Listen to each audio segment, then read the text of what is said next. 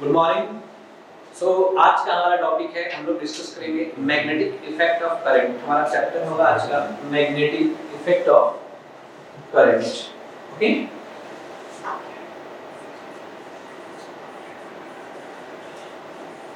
Magnetic effect of current. Clear? इसमें जो अपना पहला टॉपिक है ये है बायो-सावर्ट लॉ। फर्स्ट जो टॉपिक है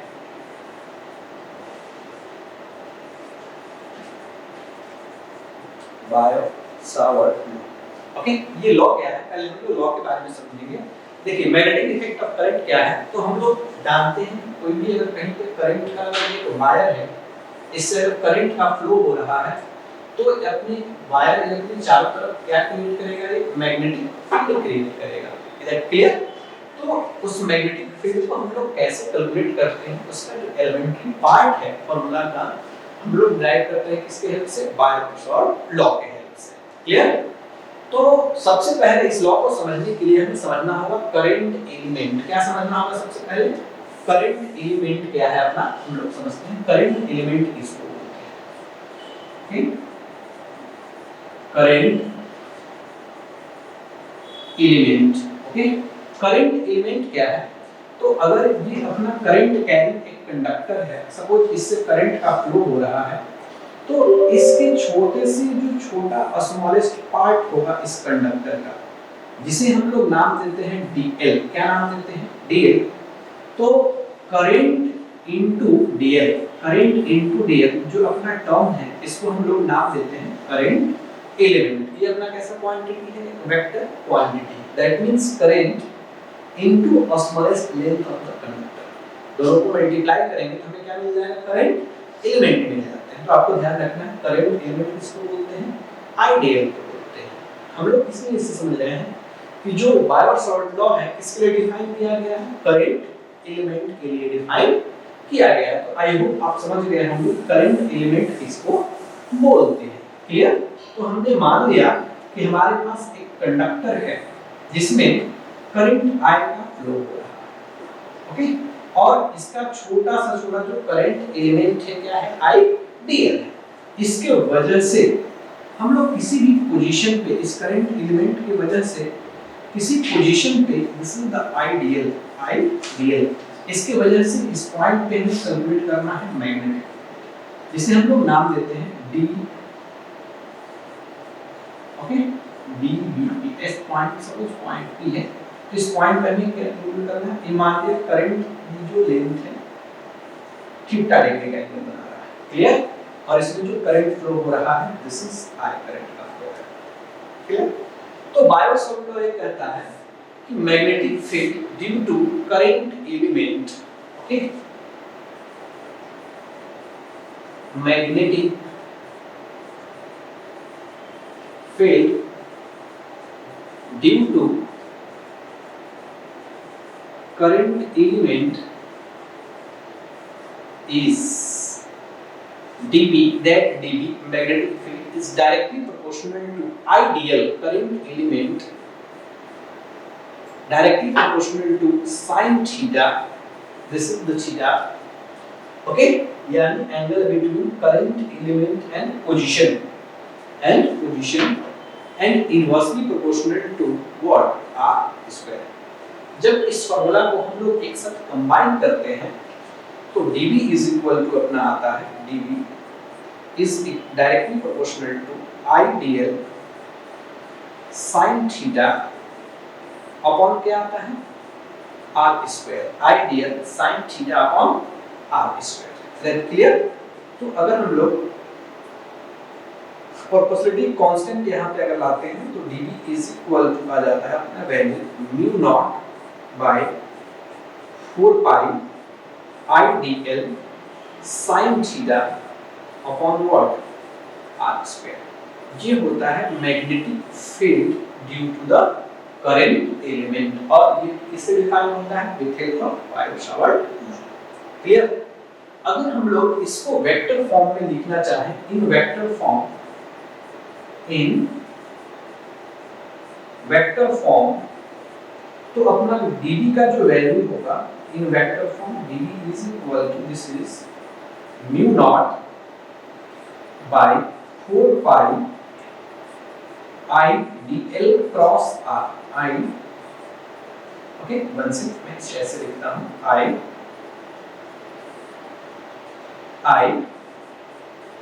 dl क्रॉस r अपॉन क्या लिखूंगा मैं r this is the vector form of Biot Savart law clear. तो वन सेकंड हम लोग समझते हैं बायो-सावर्ट लॉ क्या है। तो ये किसके लिए डिफाइन है, करंट एलिमेंट के लिए। करंट एलिमेंट किसको बोलते हैं, सबसे से जैसे कोई करंट का फ्लो हो रहा है तो उसमें से छोटा सबसे स्मॉलेस्ट लेंथ इनटू करंट जो क्या होता है करंट एलिमेंट होता है। करंट एलिमेंट अपना एक वेक्टर क्वांटिटी आपको ध्यान रखना है। तो बायो-सावर्ट लॉ ये डिफाइन करता है कि magnetic field due to the current element this is magnetic field current element is directly proportional to ideal directly proportional to sin theta. Sin theta is the angle between the current element and position. Current element and position. ये directly vector आप कहीं ना कहीं पता कर सकते हैं। Clear. तो current element and position के बीच एंगल जो and inversely proportional to r square। r क्या है, position between current element and point जहां पे हमें क्या कैलकुलेट करना है, मैग्नेटिक फील्ड कैलकुलेट करना है। तो ये हमने डिफाइन किया, सभी को कंबाइन किया। तो कंबाइन करने के बाद अपना फार्मूला आ गया dv mu not by 4 pi I dl sin theta by r square. इसी को हमने वेक्टर फॉर्म में लिख दिया mu not by 4 pi I dl cross r upon क्या r क्यूब। Is clear.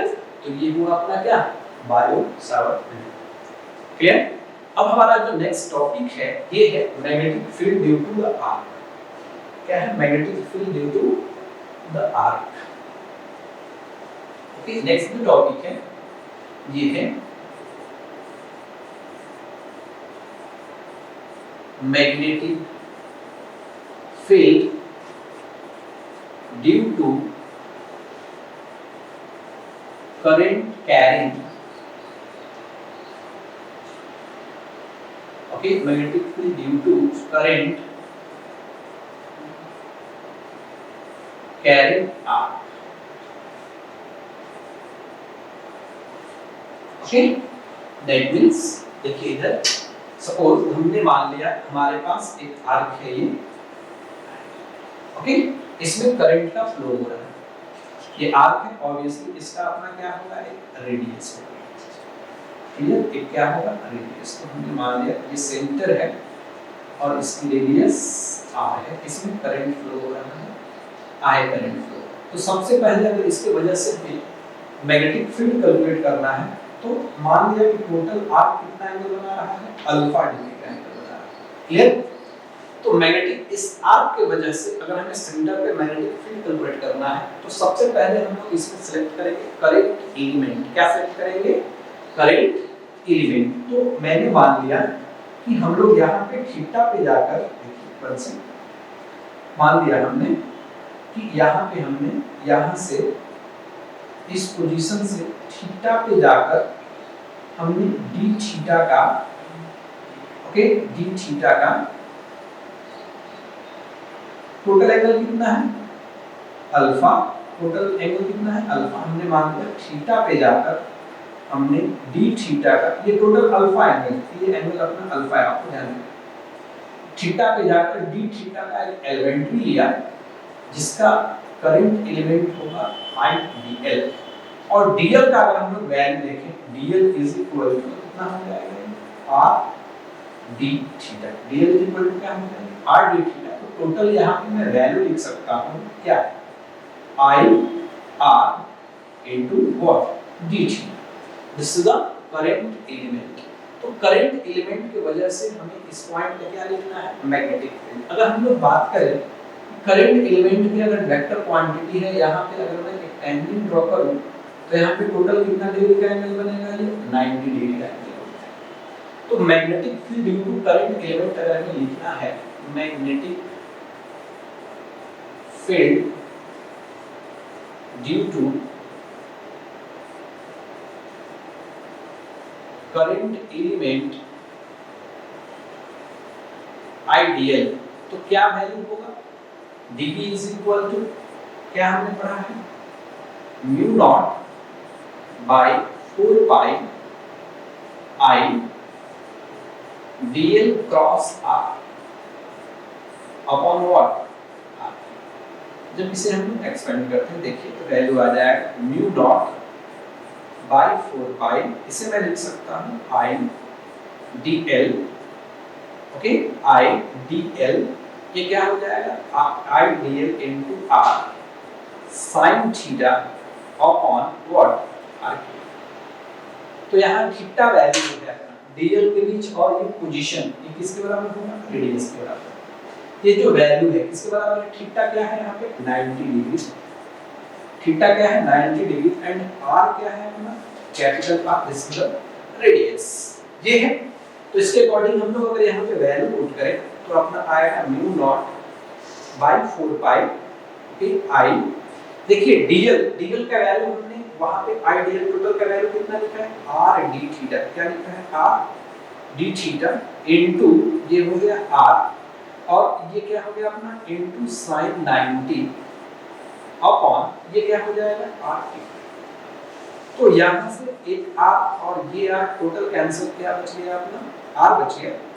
तो वैल्यू आया mu not by 4 pi i d theta upon r। This is the elementary magnetic field, this is the elementary magnetic field. अब यहाँ पे हम लोग क्या इसका लिख रहे हैं, मैग्नेटिक, क्या लिख रहे हैं, मैग्नेटिक। तो इलेक्ट्रिक, इस एलिमेंट्री की वजह से इतना हमारा क्या मिला, मैग्नेटिक फील्ड मिला। अब हमें मैग्नेटिक फील्ड पता है किसके वजह से, एलिमेंट्री के वजह से। अब हमें टोटल के वजह से कैलकुलेट करना है, तो इस टर्म को हमें क्या करना पड़ेगा, इंटीग्रेट। तो यहाँ पे मैं कैलकुलेट कर सकता हूँ total magnetic field is, total magnetic field is B is equal to integration of dV। कहां से कहां तक अपना वैल्यू करेगा, ये 0 से लेकर अल्फा तक। चलिए पहले वैल्यू लिख लेते हैं। तो dV is equal to, B is equal to integration, dV का वैल्यू कितना है देखिए, mu not by 4 pi, okay, I by R into d theta. अब इसमें अपना वेरिएबल क्या है, वेरिएबल है d थीटा। तो कहां से कहां वेरी कर रहा है ये, अगर एलिमेंट्री, अगर अपना एलिमेंट्री इस पार्ट से स्टार्ट होता तो इस अल्फा के वैल्यू क्या होते, 0, ओके। जब यही एलिमेंट्री करेक्ट करते करते करते मैं दूसरे एंड पे आता तो टोटल अल्फा कितना हो जाता आपका, टोटल अल्फा के वैल्यू अल्फा हो जाता। तो 0 से लेकर अल्फा तक इसे हमें क्या करना होगा, इंटीग्रेट करना होगा। तो ये बिकॉज़ कांस्टेंट है तो बाहर आएगा b इज इक्वल टू, तो मैं क्या लिखूंगा, mu not by 4 pi i by r, ये सभी कांस्टेंट वैल्यू है, integration of d theta from 0 to alpha. जब इसे इंटीग्रेट करेंगे तो b is equal to value आएगा, okay, b is equal to अपना वैल्यू आएगा mu not by 4 pi i by r into what, alpha। This is the magnetic field at the center। अगर हम लोग डायरेक्शन का बात करें, ओके, अगर हम लोग डायरेक्शन का बात करें तो देखिए हम लोग डायरेक्शन कैलकुलेट करते हैं किसके हेल्प से, dl क्रॉस r के हेल्प से कैलकुलेट करते हैं, किसके हेल्प से, dl क्रॉस r। ये हमें डायरेक्शन बताता है, dl क्रॉस r। देखिए dl का ये डायरेक्शन है, हमें क्रॉस प्रोडक्ट लाना है किसके बीच, dl एंड r के बीच। तो dl अपना इस डायरेक्शन में होगा और r किधर है, डाउनवर्ड। तो जब हम लोग ऐसे इस डाउनवर्ड डायरेक्शन में अपने कर्व कराएंगे फिंगर को, तो अपना थंब किधर जा रहा है, इनसाइड। जब अपना थंब इनसाइड जा रहा है, दैट मींस ये जो मैग्नेटिक फील्ड है यहाँ पे कैसा मैग्नेटिक फील्ड, इनसाइड का सेंस क्या होता है, क्रॉस। इनसाइड का सेंस क्या होता है, क्रॉस। क्लियर। तो हम लोग डायरेक्शन के लिए एक टर्म याद रखेंगे, डायरेक्शन के लिए नोट करके एक पॉइंट याद रखेंगे डायरेक्शन के लिए, जब करंट अपना क्लॉकवाइज में होगा, कैसा होगा, क्लॉकवाइज। अभी करंट कैसा है, क्लॉकवाइज करंट है। क्लॉकवाइज जब करंट होगा तो मैग्नेटिक फील्ड कैसे होंगे, क्रॉस। जब एंटी क्लॉकवाइज होगा, जब एंटी क्लॉकवाइज होगा तो कैसे करंट होंगे, डॉट करंट। क्रॉस का सेंस हुआ इनसाइड द प्लेन, क्रॉस का सेंस क्या हुआ, इनसाइड द प्लेन, इसका मीनिंग हुआ इनसाइड प्लेन। और डॉट का मीनिंग हुआ outside the plane, outside, outward. आप इसे आउटवर्ड भी बोल सकते हैं, इनवर्ड भी बोल सकते हैं, outward to the plane, inward to the plane. Okay, तो ये जो फॉर्मूला है हमारे लिए इंपॉर्टेंट है, क्लियर। इसी फॉर्मूला के हेल्प से हम लोग किसी भी वैल्यू मैग्नेटिक फील्ड को कैलकुलेट कर सकते हैं, इधर क्लियर।